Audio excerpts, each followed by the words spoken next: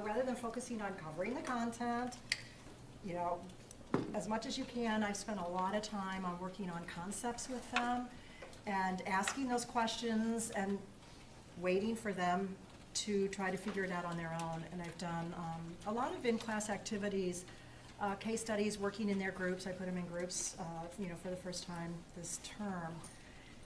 So I wanted to see, did they really get it? And I was so happy because they all passed.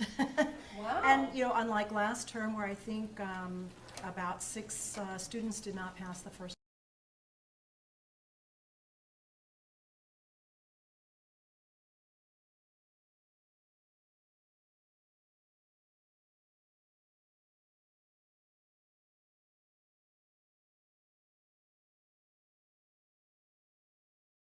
It's very different in comparison to first semester, completely different. It's like night and day. It's like Shaw said, that you feel like information is just thrown at you. Here's a syllabus, and you kind of just have to deal on your own, and it's also overwhelming. And this semester I feel like it's a lot more hands-on with the teacher, a lot of collaborating with the teacher as well as the students, and everybody feels like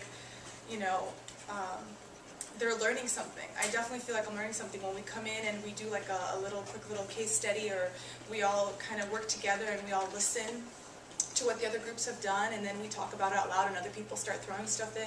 You remember it for the next time, so when I come in or when I'm studying, I'm like, oh, that's right, we talked about this, or it helps a lot. So I love it. I like it. I hope that all the other semesters kind of take on that and do that, because it really helps with the learning and taking it all in, and it's like a sponge and you really retain it. So.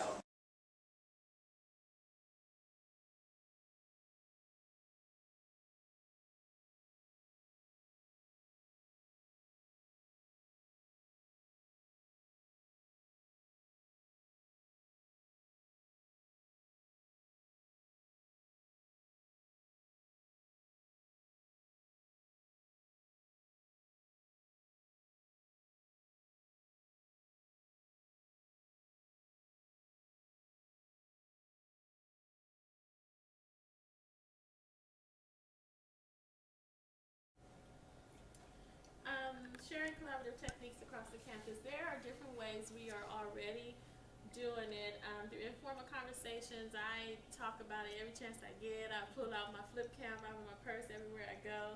Even my students, when they see me coming, they're putting on lip gloss. Last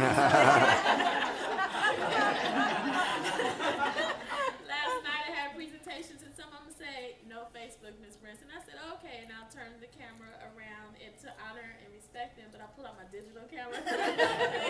So it's a joke now in workshops and everything. They just know me as a department chair that's walking around with a camera, so they have to be on guard. At a moment's notice. Yeah. But I've also brought it into different department meetings, and not just the camera and Facebook, but just a lot of the different things that we're learning. I did a SLO spotlight in my academic senate meeting, and I used Box.net, and I had a flip cam video of going into a classroom and asking the students, what do you guys know about student learning outcomes, and getting their immediate response. The teacher knew I was coming but didn't know what I was going to ask.